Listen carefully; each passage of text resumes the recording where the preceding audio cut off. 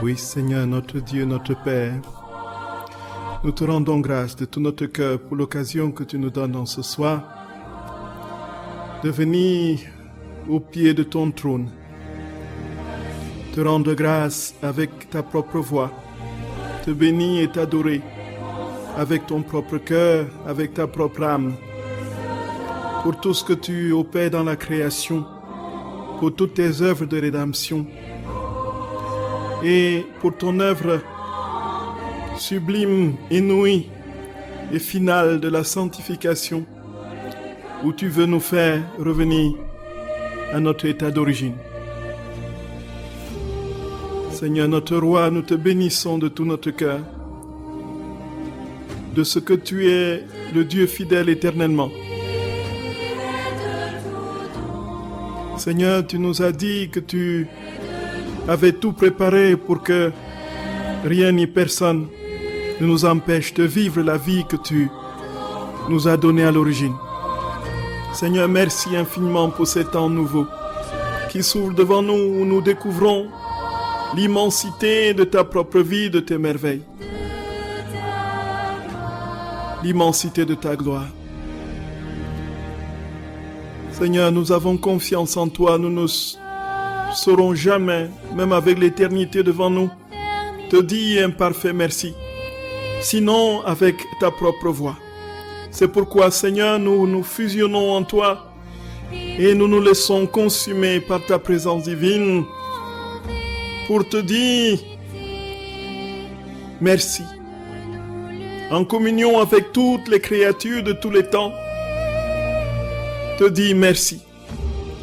Merci, Seigneur, de ce que tu as prévu pour nous, de ce que tu as voulu que tout homme te connaisse et que tu nous as dit d'une manière claire et sans équivoque que tu soumettrais tous les ennemis à tes pieds et que quand tu auras soumis tous les ennemis, tu te soumettras toi-même à celui qui lui a tout soumis, ton propre Père, Seigneur, notre Père du ciel, pour que Dieu soit tout en tous. Seigneur, merci pour ta présence au cœur de nos vies, pour ta présence dans les créatures, ta divine volonté qui conduit toutes choses, qui porte la création. Merci pour ta douce présence, Seigneur, au cœur de nos vies, loin d'être semblable à la tienne aujourd'hui. Mais nous savons que par ce grand cadeau que tu nous donnes, nous serons en tout semblables à toi et parfaitement. Avec la très sainte Mère, Seigneur, avec le conseil des anges et des saints, avec l'ensemble de tous les hommes de tous les temps, dans ta divine volonté, Seigneur, nous voulons faire éclater dans ton âme la parfaite adoration et la parfaite gloire qui soit, ta propre gloire qui vit, qui habite et qui structure nos âmes dans ta divine volonté. Sois béni, Seigneur, sois loué, sois magnifié. Accorde-nous de ne jamais nous séparer de toi, de ne jamais nous éloigner de toi, de ne jamais penser un seul instant que tu es loin de nous. Seigneur notre Roi, nous avons confiance en toi. Notre confiance, Seigneur, nous pouvons te l'assurer, tout simplement parce que tu nous as dit que notre prière n'était plus la nôtre, mais la tienne. Seigneur, nous t'en supplions, viens tout faire en nous. Nous te confions cette soirée une fois encore et te prions pour que ton esprit de sainteté, ton esprit de sagesse, ton esprit de conseil, ton esprit d'intelligence, ton esprit de force descende au cœur des créatures, toutes les âmes que nous portons, Seigneur, pour que nous soyons en tout éclairés et particulièrement instruits des profondeurs des mystères de la science de la divine volonté. Sois béni, Seigneur, de ce trésor inouï, immense, que tu offres à notre humanité aujourd'hui. Nous te confions toutes nos vies, toutes nos âmes, en action de grâce, en offrande parfaite, et te disons, Seigneur, que nous t'aimons de tout notre cœur. Sois béni, Jésus.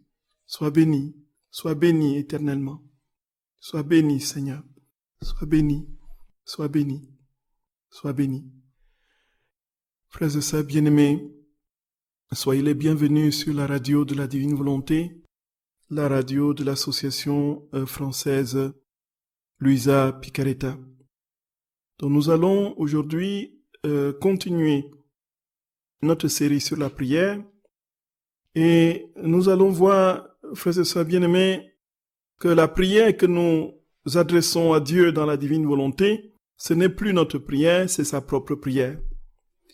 Et nous avons vu que ce qui comptait pour le Seigneur n'était pas ce qui allait avec la prière comme sentiment ou comme ressenti, mais c'était plutôt la disposition du cœur, l'intention, ce désir ardent que nous avons de communier avec Dieu, cette vie divine qu'il vient inoculer en nous, qui vient faire fondre en nous pour que nous soyons un avec lui, qui ne souffre d'aucun sentiment, d'aucune émotion, d'aucune manifestation particulière au niveau des sens ou de l'imagination ou de l'intellect. C'est la foi pure qui meut cette communion et qui justifie justement la présence pleine et parfaite de Dieu. Et donc, les distractions, comme nous avons dit, frères et sœurs, la dernière fois, ne pouvaient pas nous empêcher d'être dans une communion continuelle au Seigneur, puisque Jésus a dit très clairement à Luisa que les distractions doivent lui être offertes comme des bouquets, comme des sacrifices d'action de grâce, pour que l'âme soit davantage et toujours plus purifiée dans la communion avec Dieu. Et il dit dans un autre passage du tome 11 que dans la divine volonté, la glace est plus purifiante que le feu. Et il lui demande de voir qu'est-ce qui est le meilleur entre l'encens qui monte avec une fumée ou bien l'encens qui monte sans fumée et dont on n'a que l'odeur. Effectivement, Luisa est dans l'évidence que ce qui est le plus agréable, c'est l'encens qui monte sans fumée. Et Jésus lui dit, voici ce qu'est la prière en vérité. Quand tu as l'impression de prier avec ferveur et que tout semble baigner dans une très grande communion avec le ciel, avec les sentiments, les émotions, les larmes, et ainsi de suite. Bon, je le dis à ma sauce, avec mes propres phrases, mais Jésus dit ça. En fait, c'est comme l'encens qui monte avec la fumée. Or, lorsque tu pries et que tu es dans la sécheresse, tu as l'impression de ne pas pouvoir sentir ma présence, c'est que c'est l'encens qui monte sans fumée. Donc, l'encens monte dans une agréable, c'est le seul agréable odeur qui se distille dans l'univers, dans l'espace. Et donc, c'est exactement cela, l'image, la métaphore, justement, de la prière pure dans la divine volonté, puisque tu pries sans rien ressentir. Alors là, tu pries avec la foi pure, l'intention compte. Voilà, c'est l'encens qui monte sans fumée. Voilà ce que Jésus dit, frères et sœurs bien-aimés, au tome 11, dans un des passages que je n'ai pas retenu. Donc, nous allons aujourd'hui, frères et sœurs bien-aimés, voir que la prière dans la divine volonté, c'est la prière même de Dieu. Et ensuite, voir les conséquences de cette prière dans la divine volonté, et voir que les prières, en fait, en définitive, puisque c'est la prière de Dieu, cette prière ne peut produire que Dieu, cette prière produit des vies divines. Avant cela, frères et sœurs bien-aimés, nous allons nous confier à la très sainte Mère comme de notre habitude. Nous allons lui demander de nous assister par son intercession maternelle pour que nous ayons toutes les lumières nécessaires pour pouvoir dire l'indicible, pour pouvoir balbutier au sujet de ce mystère inouï de la vie divine, de ce cadeau divin, du don total, plein et parfait du Créateur dans la créature. Au nom du Père et du Fils et du Saint-Esprit. Amen. Notre Père qui es aux cieux, que ton nom soit sanctifié, que ton règne vienne, que ta volonté soit faite sur la terre comme au ciel. Donne-nous aujourd'hui notre pain de ce jour. Pardonne-nous nos offenses, comme nous pardonnons aussi à ceux qui nous ont offensés. Et ne nous laisse pas entrer en tentation, mais délivre-nous du mal. Amen. Je vous salue Marie, pleine de grâce, le Seigneur est avec vous. Vous êtes bénie entre toutes les femmes, et Jésus, le fruit de vos entrailles, est béni.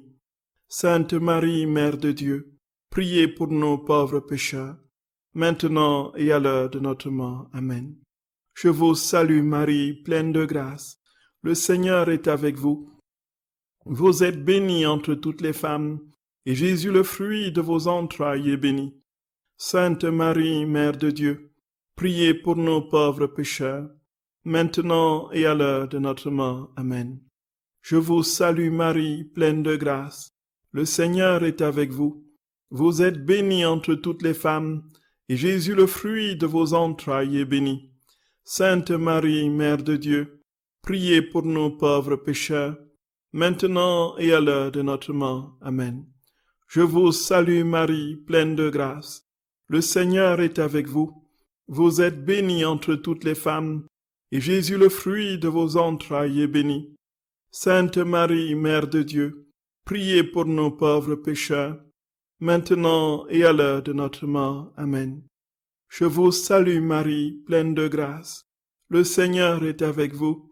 Vous êtes bénie entre toutes les femmes, et Jésus, le fruit de vos entrailles, est béni.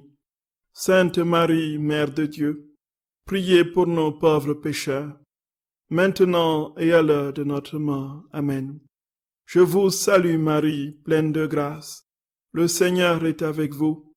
Vous êtes bénie entre toutes les femmes, et Jésus, le fruit de vos entrailles, est béni. Sainte Marie, Mère de Dieu, priez pour nos pauvres pécheurs, maintenant et à l'heure de notre mort. Amen. Je vous salue Marie, pleine de grâce. Le Seigneur est avec vous. Vous êtes bénie entre toutes les femmes, et Jésus, le fruit de vos entrailles, est béni. Sainte Marie, Mère de Dieu, priez pour nos pauvres pécheurs, maintenant et à l'heure de notre mort. Amen. Je vous salue Marie, pleine de grâce. Le Seigneur est avec vous. Vous êtes bénie entre toutes les femmes, et Jésus, le fruit de vos entrailles, est béni. Sainte Marie, Mère de Dieu, priez pour nos pauvres pécheurs, maintenant et à l'heure de notre mort. Amen. Je vous salue Marie, pleine de grâce. Le Seigneur est avec vous. Vous êtes bénie entre toutes les femmes, et Jésus, le fruit de vos entrailles, est béni. Sainte Marie, Mère de Dieu, priez pour nos pauvres pécheurs, maintenant et à l'heure de notre mort. Amen. Je vous salue Marie, pleine de grâce. Le Seigneur est avec vous. Vous êtes bénie entre toutes les femmes, et Jésus, le fruit de vos entrailles, est béni. Sainte Marie, Mère de Dieu, priez pour nos pauvres pécheurs, maintenant et à l'heure de notre mort. Amen. Gloire soit au Père, et au Fils, et au Saint-Esprit, comme il était au commencement, maintenant et toujours, et dans les siècles des siècles. Amen. Ô mon Jésus, pardonnez-nous nos péchés, préservez-nous du feu de l'enfer, et conduisez au ciel toutes les âmes, surtout celles qui ont le plus besoin de votre miséricorde. Que par la miséricorde de Dieu, les âmes des fidèles trépassés reposent en paix. Amen. Au nom du Père et du Fils et du Saint-Esprit. Amen. Frères et sœurs bien-aimés dans le Seigneur, chers amis auditeurs, auditrices de la radio de la Divine Volonté, donc soyez les bienvenus en ce soir où nous allons continuer notre série sur la prière. Et nous avons dit tout à l'heure qu'il était absolument indispensable de comprendre ce qu'est la prière dans la Divine Volonté.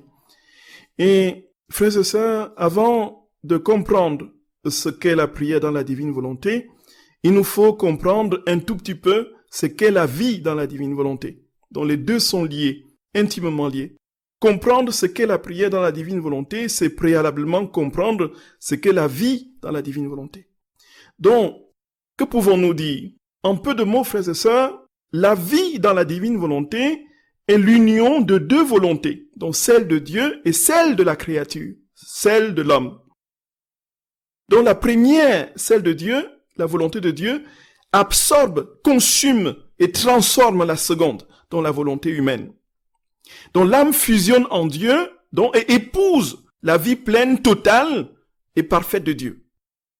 Ça, c'est absolument indispensable, frères et sœurs, si on veut comprendre tout le reste des actes, des prières dans la divine volonté, il faut partir de ce fondement. L'homme est consumé en Dieu, Dieu prend possession de l'âme humaine et les deux sont substantiellement unis. En fait, Dieu vient vivre dans l'âme comme il vit dans l'Eucharistie. Voyez, frères et sœurs d'amour. Alors cela signifie quoi? Comment est-ce que Jésus vit dans l'Eucharistie? Comment est-ce que Dieu vit dans l'Eucharistie? Il vit dans l'Eucharistie en son corps, son sang, son âme et sa divinité. Donc Dieu vient particulièrement prendre possession de l'âme et l'âme devient une hostie. Et déjà, de toutes les façons, il le dit dans plusieurs passages du livre du ciel, l'âme devient une hostie vivante dans la divine volonté, tout simplement parce que Dieu prend totalement et parfaitement place en lui. Et si c'est lui qui prend place en l'homme, frères et sœurs, tout ce que l'homme pourra faire, c'est Dieu qui le fera au fond. Puisque Dieu et l'homme ne font plus qu'un. Et donc la créature se meut en Dieu et Dieu œuvre dans la créature. Nous voyons, frères et sœurs, c'est le grand mystère de la divine volonté. Oh Jésus d'amour, merci Seigneur, merci. L'infini de Dieu vient prendre place dans le fini de l'homme. Et alors, de ce fait, l'homme est investi de part en part dans son imagination, dans son intelligence, dans sa volonté et selon ce qu'il est capable de supporter, justement, de Dieu, dans sa mémoire. Donc, il n'y a plus entre l'homme et Dieu un moi d'une part et Dieu de l'autre. Ça veut dire quoi, frères et sœurs d'amour? Ça veut dire que Dieu le Père, Dieu le Fils, Dieu le Saint-Esprit vient se former en moi. Et Jésus le dit très clairement à Luis Picaretta, c'est absolument impressionnant. Absolument impressionnant. Il le dit dans plusieurs textes et nous prenons le texte du tome 11 au 12 juin 1913.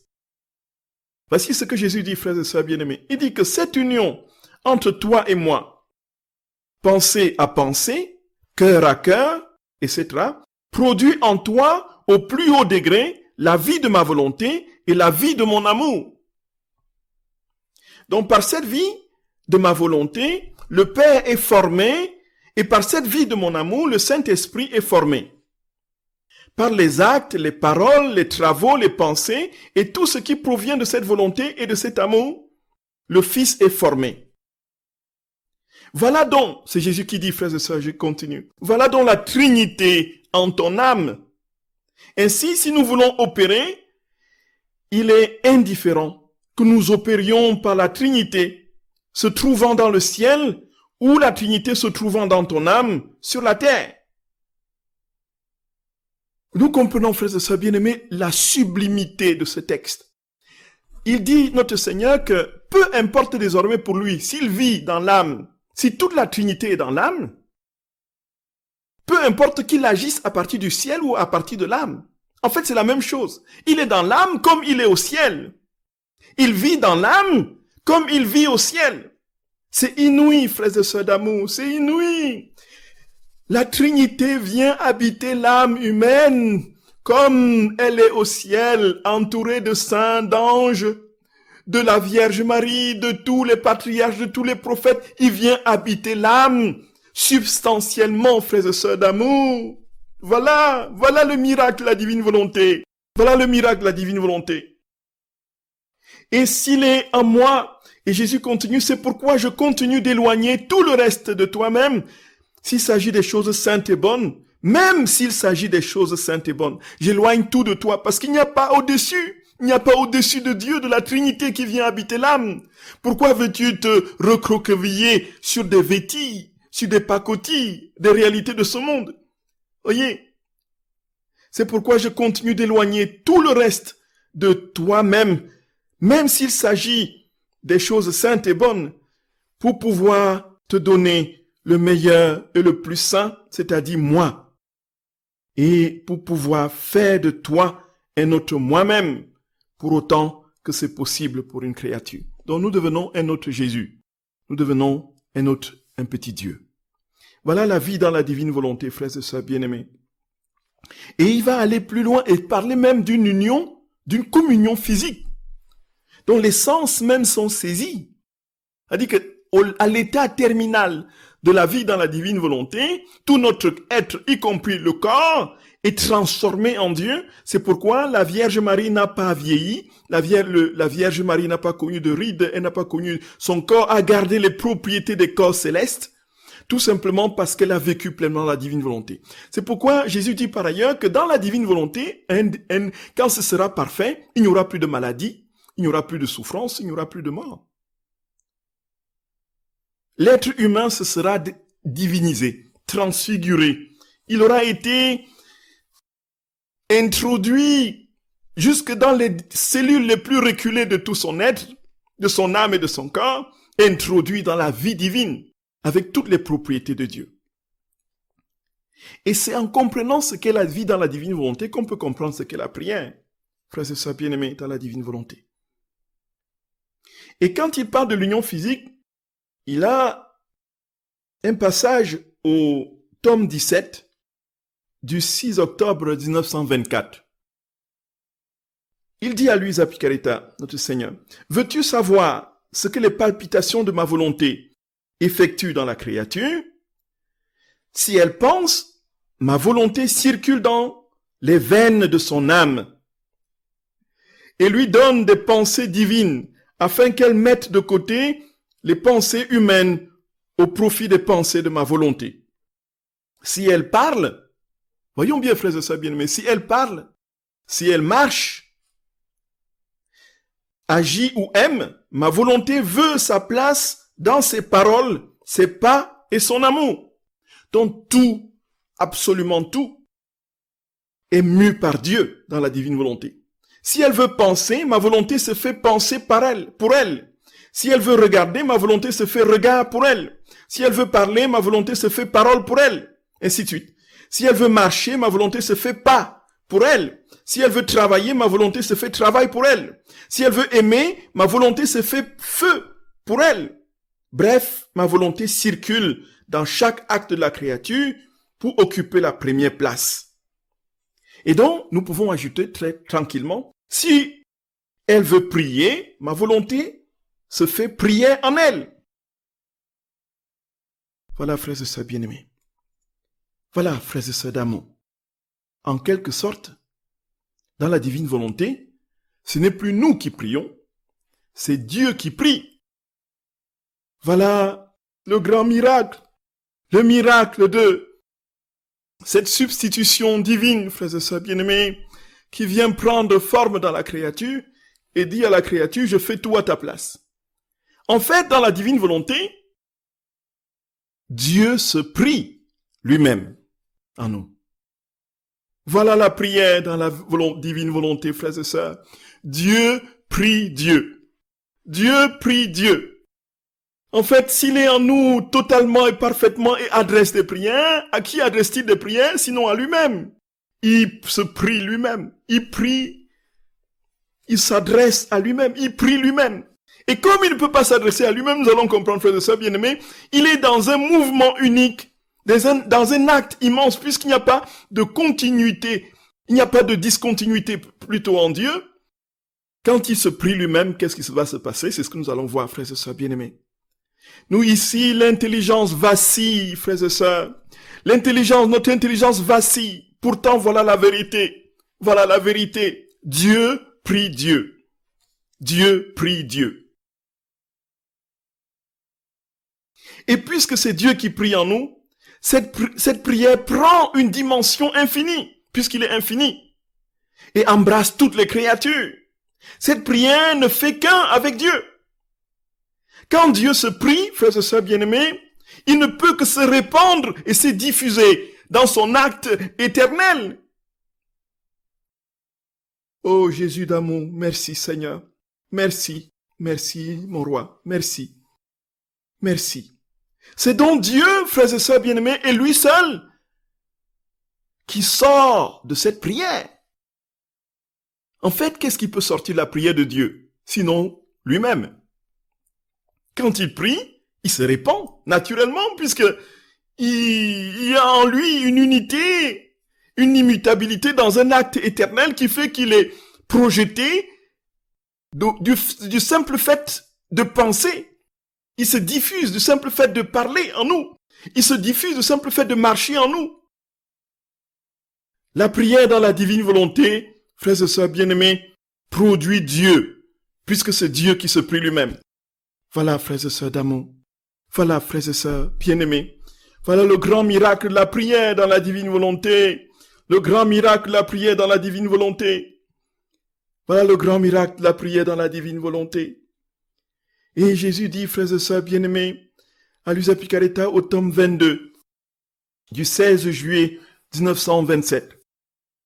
Il lui dit, ma fille, lorsqu'une âme prie dans ma volonté, toutes choses et tous les êtres sont en éveil, suspendent toute activité, font silence, et tout en admirant attentivement l'acte accompli dans la divine volonté, ils suivent tous ensemble la prière.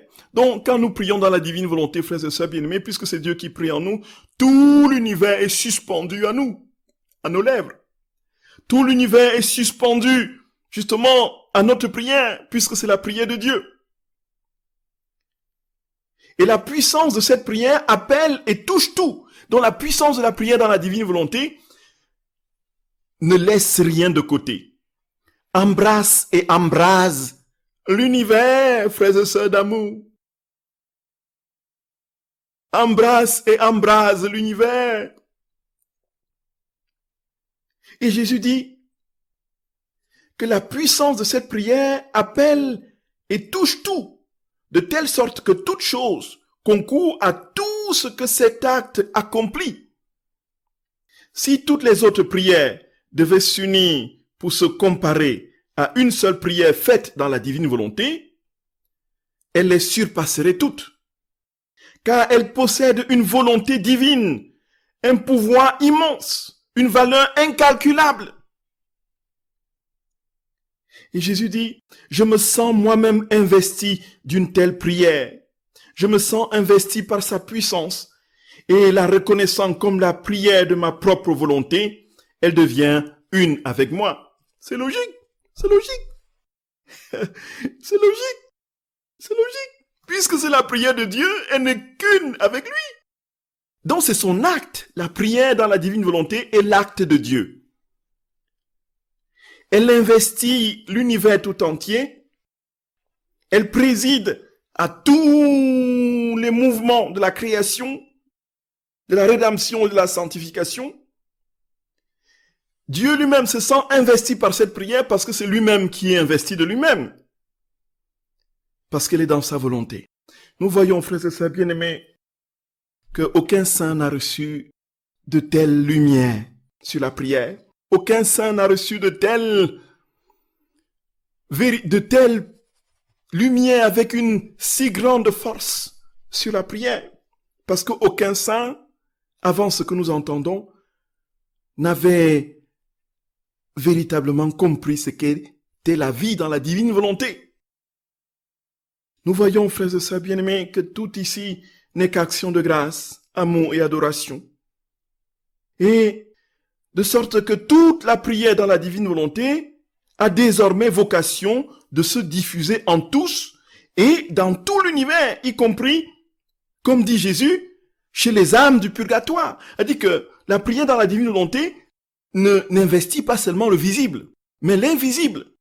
Donc la prière dans la divine volonté embrasse toute la création visible, monte au ciel, dans les sphères du purgatoire, dans les sphères du ciel, embrasse et embrase les anges, les saints, les prophètes, les patriarches, et réalise la plénitude de la vie de Dieu en chaque créature, animée ou inanimée, au ciel et sur la terre. Frères et sœurs bien-aimés, pouvons-nous avoir plus grand? Pouvons-nous avoir plus grand, frères et sœurs d'amour? Et Jésus dit donc que pour les âmes du purgatoire, il n'y a aucune prière qui soit aussi plus efficace que ça. Il le dit au tome 14, au 10 mars 1922. Il dit, ma fille, tout ce que l'âme fait dans ma volonté est comme un soleil qui se diffuse pour le bien de tous. Lorsque l'on prie dans ma volonté, en offrant mon sang, mes sacrifices, mes plaies, elles se convertissent en autant de rayons de lumière et se diffusent autant de fois qu'elles sont offertes pour le bien de tous. Ils descendent rapidement dans les prisons les plus profondes du purgatoire pour changer les ténèbres et les souffrances en lumière. Si nous voulons changer en un instant les souffrances des âmes du purgatoire en lumière, frères et sœurs d'amour, adressons notre prière à Dieu dans la divine volonté. Laissons Dieu prier en nous et se prier lui-même. Jésus continue, il dit, ces prières touchent les âmes également si elles ne le sont pas toutes de façon égale. Ce n'est pas à cause de celles qui donnent, mais à cause de celles qui reçoivent en fonction de leur disposition. Donc, quelle que soit notre disposition de cœur, frères et sœurs bien-aimés, cette prière agit. Cette prière agit. C'est pourquoi nous pouvons prier au nom des pécheurs. Nous pouvons prier au nom de ceux qui ne croient pas. Nous pouvons prier pour eux et en eux, dans la divine volonté. Mais quand la disposition de cœur est grande, est établie, cette prière a naturellement infiniment plus de force et de puissance. Voyez, frères et sœurs d'amour, voyez. Et ce faisant, il y a quelque chose de particulièrement fort, frères et sœurs d'amour, qu'il nous faut comprendre. Alors, Dieu nous dit tout simplement, dans la divine volonté, c'est moi qui fais tout. Et qu'est-ce qui, frères et sœurs bien-aimés, nous fait maintenant comprendre que c'est la plus grande des prières? C'est bien ce que nous avons dit tantôt. Et si c'est Dieu qui prie en nous, qu'est-ce qui se passe en vérité? Tout ce qui sort de nous, c'est Dieu lui-même qui sort.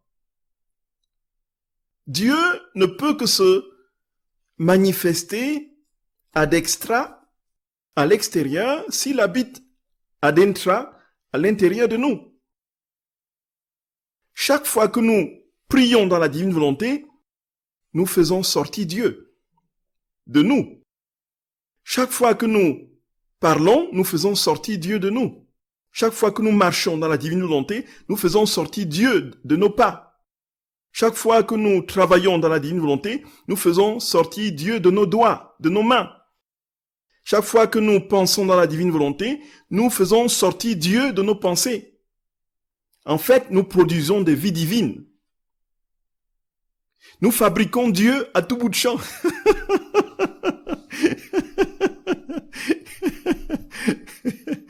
Voyez, frères et sœurs d'amour, le miracle, c'est inouï.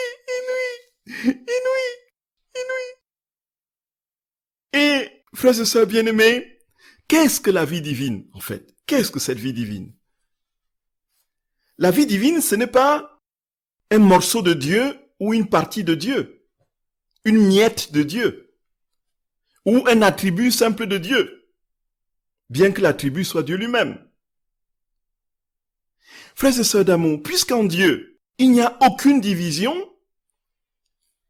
puisqu'il se donne toujours dans son immensité, il est tout aussi immensement présent, si on prend la comparaison de l'hostie, dans une miette d'hostie, une petite miette d'hostie qui n'est visible qu'au microscope, par exemple, contient l'immensité de Dieu comme il est au ciel. Voyez, frères et sœurs d'amour, une anecdote, frères et sœurs d'amour, bien-aimés. J'avais un père spirituel qui est maintenant décédé et qui distribuait la communion une fois, dont il y avait la coupe, dont il y avait une dame qui s'est avancée et puis elle tremblait et puis elle a pris la coupe la coupe s'est déversée sur le sol. Vous imaginez l'état de mon père spirituel. Qu'est-ce qu'il a fait, frères et sœurs, devant toute l'assemblée réunie? Il y a une foule. Alors il s'est couché, il s'est mis à laper, à lécher le sang du Christ sur le sol. Voyez? Et il léchait le sang du Christ dans les moindres petites gouttes qui étaient répandues un peu partout. C'était impressionnant, impressionnant, impressionnant. Ce seul exemple a suffi pour donner toute une catéchèse, comme aucune encyclopédie ne peut donner, sur la présence du Christ dans son corps, son sang, son âme et sa dignité, dans son immensité, dans la moindre petite parcelle d'hostie, dans la moindre petite goutte de son sang à l'autel. C'était édifiant, on en a parlé, les gens en ont parlé. Il y a eu une soudaine ferveur pour l'Eucharistie, une très très grande et profonde, un très grand et profond respect pour le Saint-Sacrement de l'autel, qui est né chez les âmes à partir de l'attitude de ce Père. C'est ça en fait. Dans la moindre petite hostie, la moindre petite miette, Dieu est tout aussi immensement présent qu'au ciel, dans sa gloire, dans son immensité. Donc l'âme qui prie dans la divine volonté ne produit pas une miette de Dieu, il produit Dieu tout entier. Et il se répand dans tous les univers et dans tous les âges de l'histoire. Puisque c'est Dieu qu'il produit en entier, c'est-à-dire, frères et sœurs bien-aimés, cette faculté de produire des vies divines fait que tout ce que nous faisons fait sortir Dieu, nous entoure de Dieu, nous immerge en Dieu, nous introduit dans l'immensité de la présence de Dieu, de sorte que nous pouvons comprendre que l'âme qui vit dans la divine volonté est la terreur des démons, et la terreur du mal, du mauvais, tout simplement parce que tout ce qu'il fait sortir Dieu de lui. Et la prière, puisque c'est Dieu qui prie, frères et sœurs bien-aimés, Dieu se répand dans l'univers, Dieu se répand dans tous les âges de l'histoire, Dieu se répand dans les hauteurs des cieux, aux âmes du purgatoire, Dieu se donne partout pour une âme qui prie dans la divine volonté. Et frères et sœurs bien-aimés, c'est tout simplement inouï. Et Jésus dit à Luisa Picaretta que cette faculté de produire des vies divines, en fait, c'est ce qu'Adam avait à l'origine, avant de sortir de la divine volonté. Et il a perdu cette faculté lorsqu'il a décidé de vivre selon sa volonté propre. Donc, Jésus dit, et de manière magistrale, dans un texte que je vous conseille vraiment de méditer et de reméditer, si vous voulez comprendre vraiment la vérité de cette vie divine produite dans la divine volonté, c'est le très fameux texte du 20 novembre 1938 au tome 36. 20 novembre 1938 au tome 36. On devrait retenir ce texte par cœur, frères et sœurs, ce passage, cette date par cœur, je vous dis. Et je prends juste un petit extrait. Jésus dit que sa douleur fut immense lorsqu'Adam, notre premier fils, dit-il, sortit de notre vouloir pour faire sa volonté. Le pauvre perdut la vertu génératrice de générer les vies divines avec ses actes. Tout au plus pouvait-il encore faire des œuvres, mais non des vies. Donc Adam pouvait faire des œuvres, accomplir des œuvres comme nous accomplissons aujourd'hui, mais il ne pouvait plus produire des vies. Uni à notre vouloir, il avait la vertu divine en son pouvoir et elle pouvait former autant de vies qu'il voulait avec ses actes. Adam pouvait former autant de vies divines qu'il voulait avec ses actes. Donc il produisait Dieu partout. Parce que nous sommes désormais dans cette présence d'immensité de Dieu, nous sommes sortis du temps. Nous sommes désormais dans l'acte unique de Dieu. Et nous sommes donc dans son éternité, dans son immensité. Et nous ne pouvons que produire Dieu. Nous imaginons, frères et sœurs, je ne sais pas quelle comparaison prendre. Nous sommes, dites-moi, disons un insecte qui tombe dans une flaque d'eau et qui se débat comme il peut. Qu'est-ce qui peut sortir de lui en ce moment sinon de l'eau qui jaillit, en fait? C'est une faible comparaison qui ne donne rien du tout. Mais disons, nous sommes en Dieu, si nous sommes immergés en Dieu, nous ne pouvons que, quel que soit ce que nous faisons, c'est Dieu qui sort de nous, en fait. Puisque c'est lui qui nous en sert de part en part, qui est en nous, qui est à l'extérieur de nous. Jésus dit, ce qui lui est arrivé est comparable à une mère stérile à qui il n'a pas été accordé de pouvoir de pouvoir de générer, ou à une personne qui veut réaliser une œuvre et possède un fil d'or. Cette personne se sépare du fil d'or. Elle va même jusqu'à le piétiner. Ce fil d'or rejeté, c'est ma volonté comme vie qui a été remplacée par le fil de la volonté humaine que l'on peut appeler un fil de fer. Pauvre Adam, il ne pouvait plus accomplir des œuvres en or revêtues par le soleil étincelant de mon vouloir. Il devait se contenter de réaliser des œuvres en fer et même de sales œuvres pleines de passion. Le sort d'Adam a même subi un tel changement qu'il en était presque méconnaissable. Il descendit dans les abîmes de misère. La force et la lumière n'étaient plus en son pouvoir. Avant le péché, dans tous ses actes, notre image et notre ressemblance grandissaient en lui. Parce que c'était une tâche, dont une œuvre que nous assumions dans l'acte de sa création, et parce que nous voulions maintenir notre œuvre, maintenir en vigueur notre parole créatrice à travers ses propres actes, le garder toujours avec nous et être en communication continuelle avec lui. Être en communion continuelle avec lui. Voilà, frères et sœurs bien-aimés. C'était donc une faculté qu'Adam avait. Donc si l'homme n'était pas sorti de la divine volonté, nous aurions nous aussi cette possibilité, à chaque mouvement de notre vie, de produire des vies divines. Et ces vies divines, frères et sœurs bien-aimés, c'est tout simplement ahurissant. Tout simplement ahurissant. Nous ne pouvons pas ne pas rendre grâce au Seigneur pour un tel don, pour un tel cadeau. Et quand nous avons goûté une telle nourriture, que cherchons-nous d'autres, frères et sœurs bien-aimés? Que cherchons-nous d'autres? Pourquoi n'avons-nous pas cette ardeur, ce désir brûlant de n'être qu'au Seigneur? Nous mesurons chaque jour nos pauvretés, nos limites et notre incapacité de correspondre à cette sublimité d'amour. Mais Jésus nous dit, il ne faut pas se décourager. Il ne faut pas se décourager, frères et sœurs bien-aimés. Et ça, c'est quelque chose de particulièrement fort. Jésus appelle constamment l'homme à lui faire confiance, à s'abandonner entièrement, à ne vivre que dans cette confiance. C'est en vivant dans cette confiance qu'on obtient toutes les grâces. Et la vie dans la divine volonté, se réalise et se construit sur le fondement d'un désir ardent que nous manifestons vis-à-vis de Dieu pour qu'il nous obtienne et nous donne ce cadeau, ce don, qui, justement, nous établit dans la fermeté de ses biens. Et ça, c'est quelque chose, frères et sœurs bien-aimés, de particulièrement fort.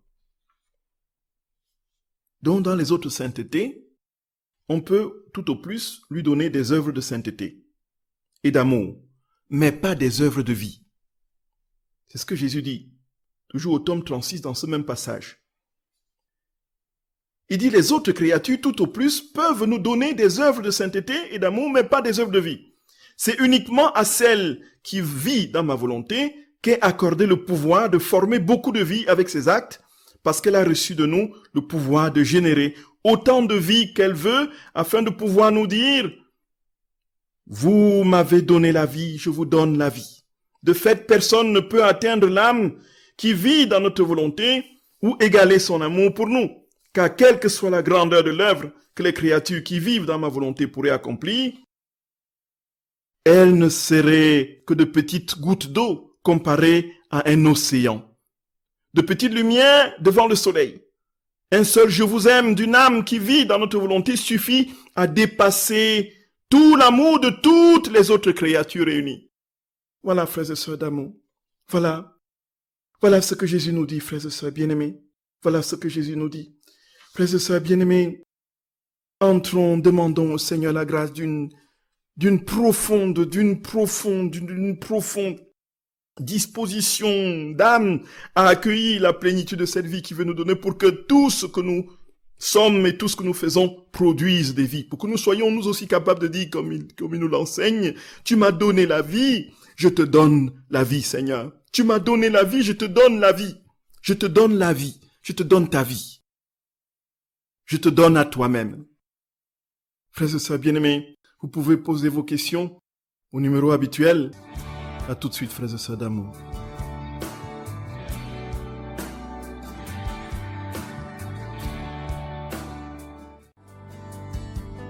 Je suis faible et j'ai tant besoin de toi. Oui, Seigneur, nous avons besoin de toi pour vivre cette vie que tu nous proposes.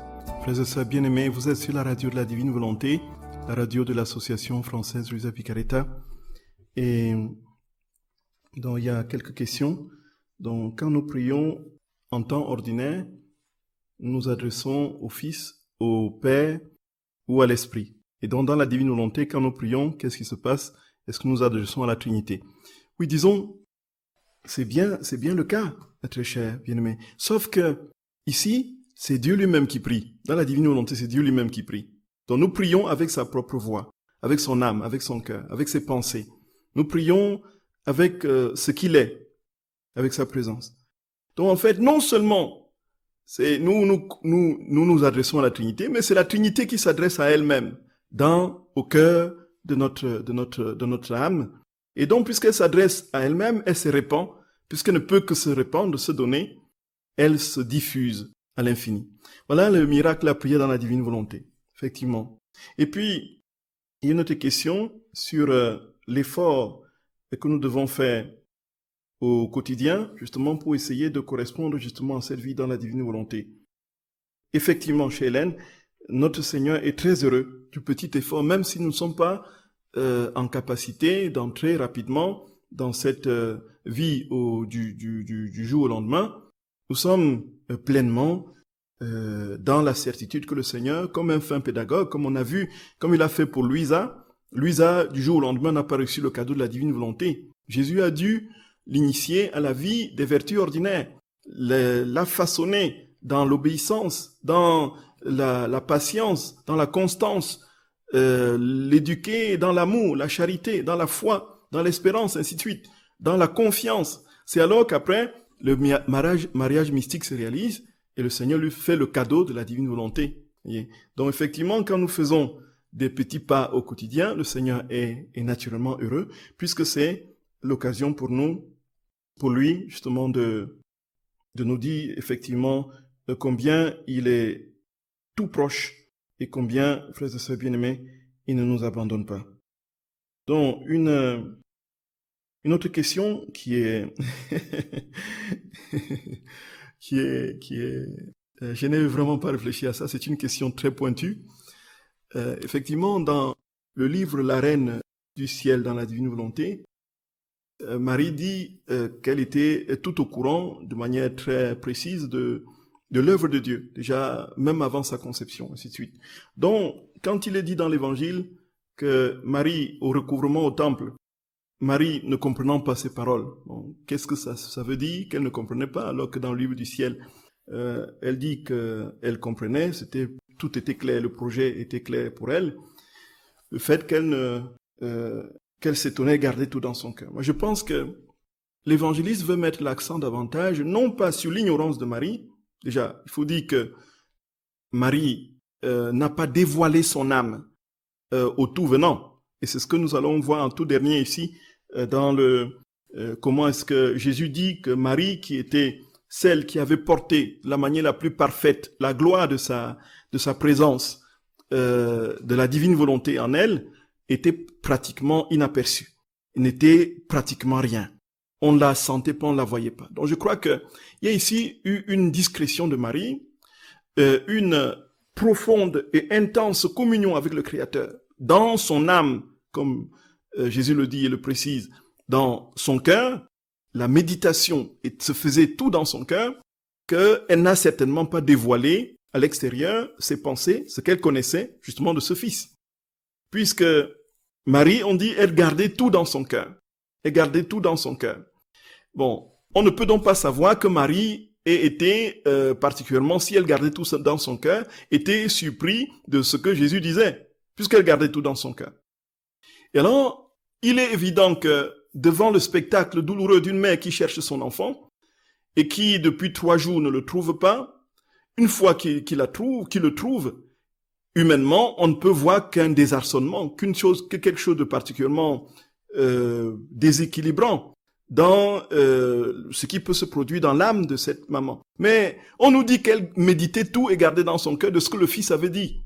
Mais on ne nous dit pas qu'elle doutait de la mission du Fils. Elle ne nous dit pas qu'elle était surprise de ce que le Fils dise ou réponde de telle manière. Et d'ailleurs, si on parle de la question du Fils, ne savez-vous pas que je dois être au service de mon Père? Ça veut dire que, mais toi, maman, tu savais que je dois être au service de mon Père.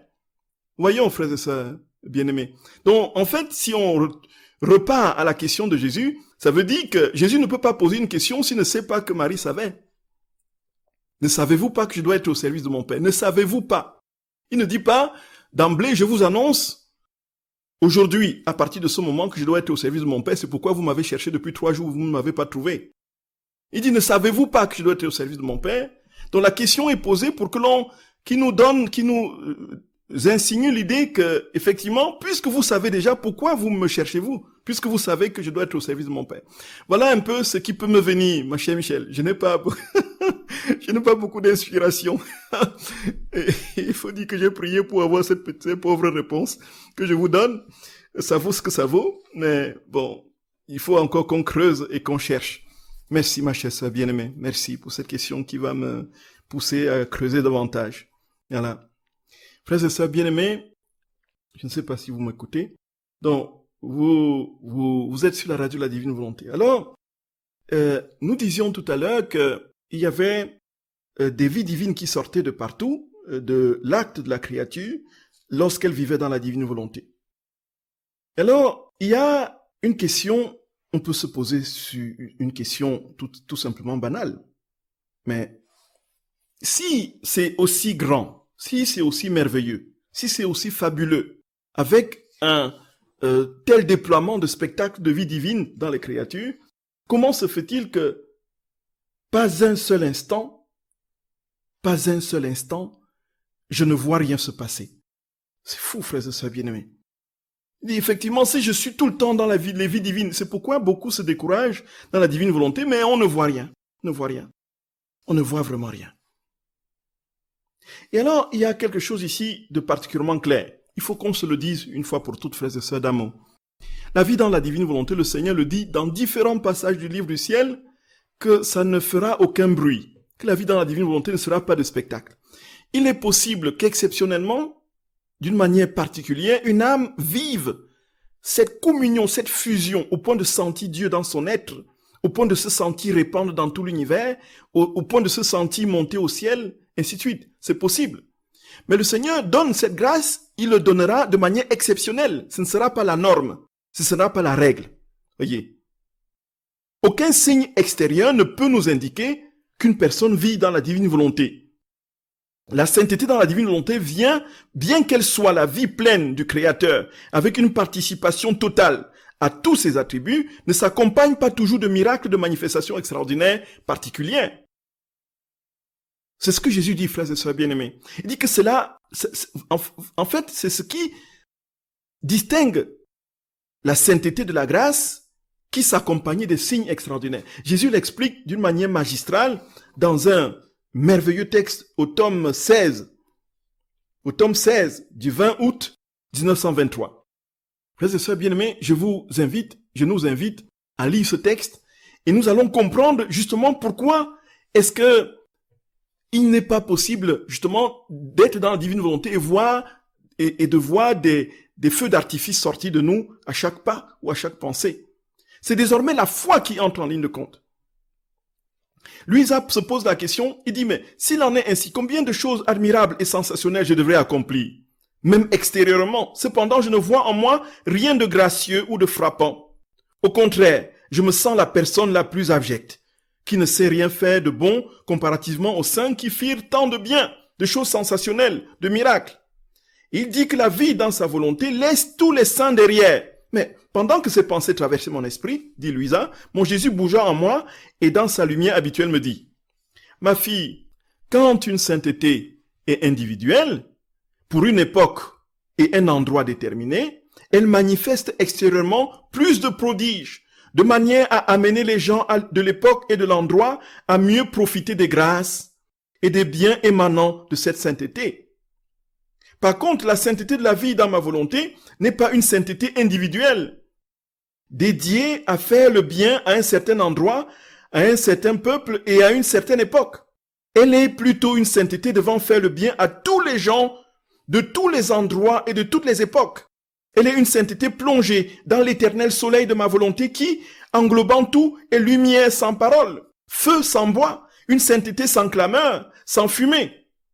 En dépit de cela, cette sainteté continue d'être la plus majestueuse, la plus belle et la plus féconde.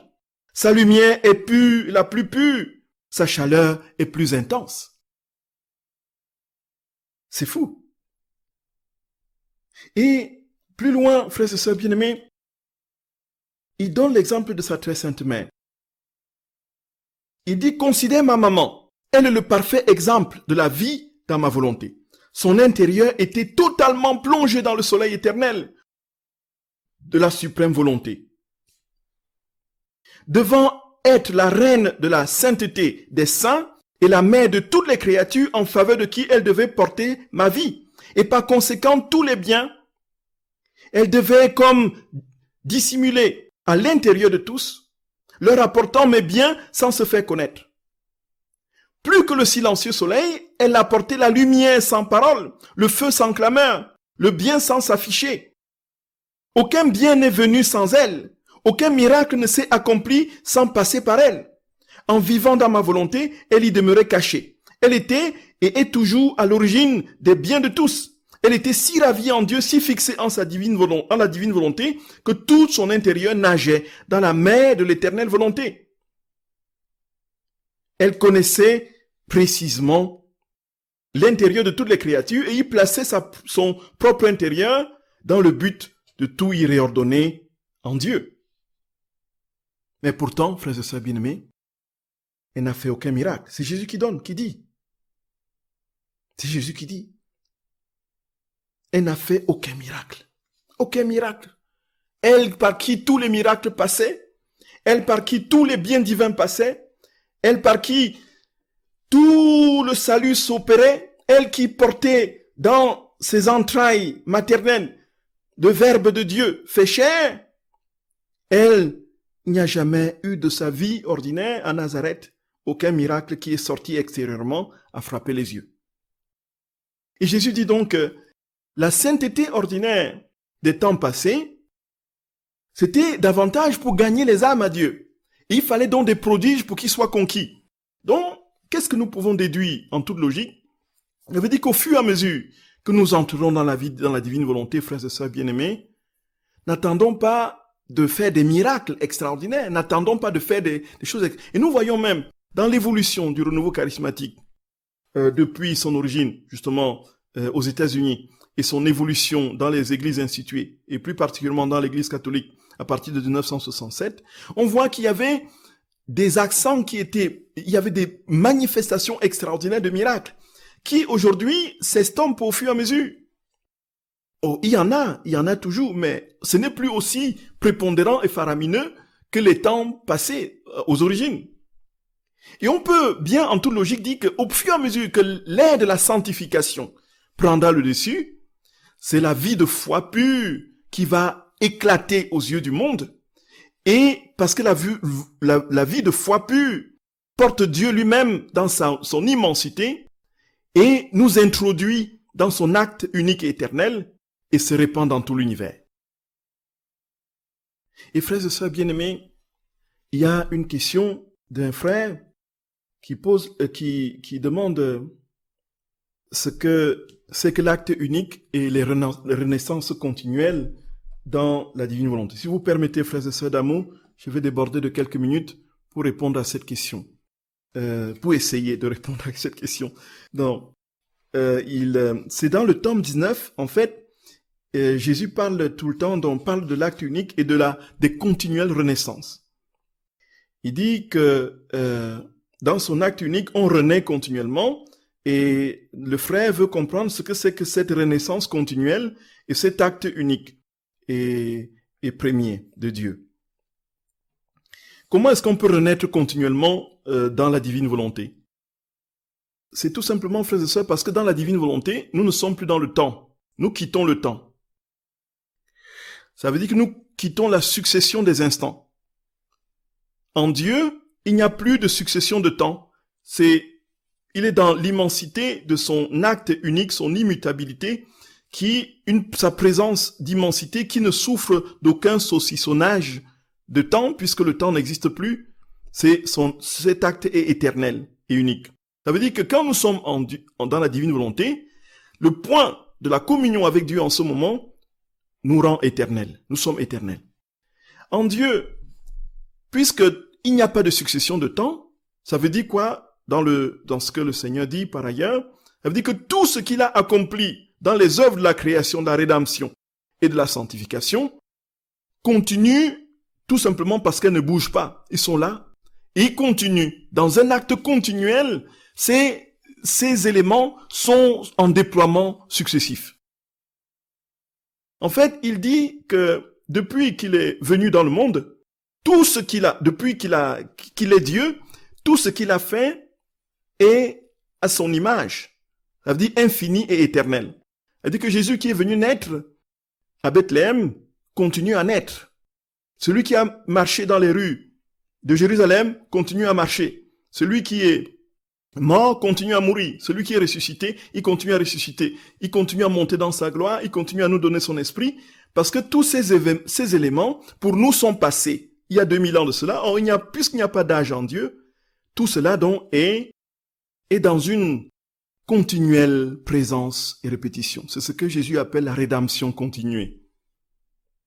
Et puisque tout continue, nous aussi nous sommes dans la divine volonté, nous sommes donc comme Dieu, nous sommes en Dieu, et nous participons à toutes ces propriétés de continuels actes divins qu'il a posés, puisqu'il les pose en nous, avec nous. Et donc nous continuons, nous aussi, à renaître. Il n'y a pas un moment où il y a 50 ans où je suis né, où il y a 70 ans j'étais, et puis nous sommes continuellement en train de renaître. Et dit, puisque nous sommes continuellement en train de renaître, nous pouvons renaître chaque fois, désormais dans sa divine volonté, dans son acte éternel.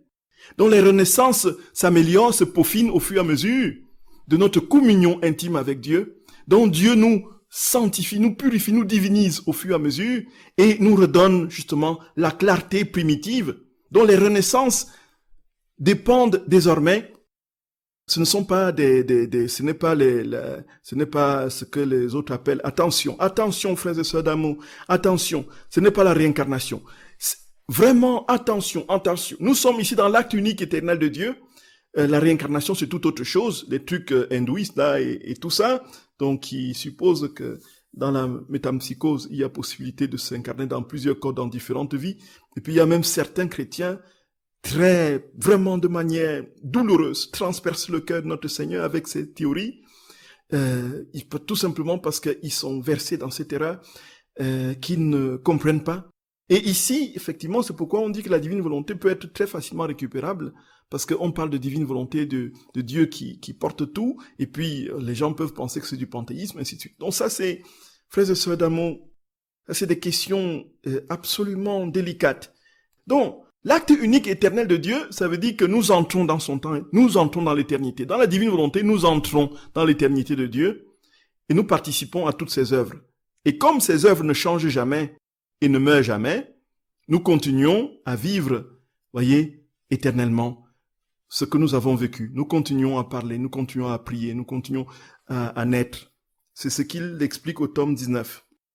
Voilà, mon cher frère Gwenaël. J'espère que j'ai essayé d'apporter Vous savez, ces mystères sont tellement grands et inouïs qu'il est impossible à l'intelligence humaine de tout cerner et à la parole, au langage de traduire une telle sublimité. Frères et sœurs d'amour, je nous souhaite d'être vraiment des copies de Jésus, de répandre Jésus dans la création, de répandre Jésus dans tout ce que nous faisons, que tout ce qui sortira de nous, que ce soit Dieu. Voyez, qu'on trouve en nous le visage de Jésus en toutes choses et que tout en nous reflète la gloire de notre Seigneur, frères et sœurs bien-aimés, le ciel sur la terre, la vie de Dieu dans nos âmes. C'est ce que Dieu nous souhaite de tout notre cœur, de tout mon cœur. Frères et sœurs, soyez infiniment bénis et que le Seigneur vous accorde ça, la plénitude de sa paix et que jamais nous soyons éloignés de lui. À jeudi prochain, frères et sœurs, pour la suite de la série, et nous commencerons la série sur les rondes. Soyez bénis, frères et sœurs bien-aimés. Le visage du Seigneur, je cherche